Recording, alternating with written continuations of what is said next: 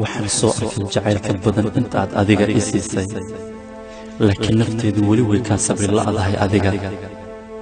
anigoo ku jecel waxaan uga fogaaday noloshaada si aan farxaddaada u dhowro. jacaylka aan kuu qaaday ayaa nabar bogsan waayey ku noqday nafteyda. mar walbaan isdhaho dib u soo noolay waayihii tegay, dhinacaaga tallaab ma soo qaadi karo. sidaan kuu waayey duruuf walba oo isoo wajahda nafteyda way kari weyday in ay ka gudubto.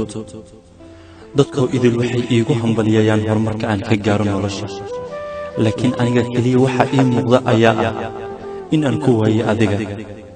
haddii aan ogaan lahaa inaan ku weyn doono jacaylkeena kadib, maalin walba waxaan soo bilaabi lahaa barashadaada. qof walba nolosha ku kulanno wuu yaqaan qofkaad tahay adiga, waayo in la ibarto ayaa ka mid tahay adiga. qof walba wuxuu jecel yahay in uu gaaro halka ugu sarayso adduunyada, balse aniga hamigaygu waa in aan gaaro halka ugu saraysa noloshaada. adigaa ahaa jacaylkayga hore, maantana xasuus iyo qiso aan ka sheekeeya ayuu noqday jacaylka.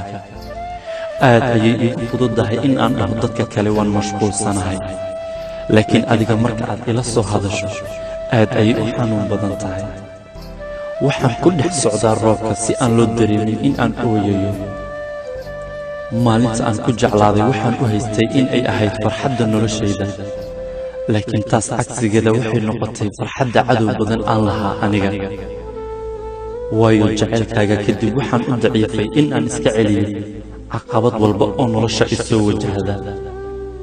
sidaa ay tahay welina waan ku jeclahay adiga, rajana waan kaa qabaa.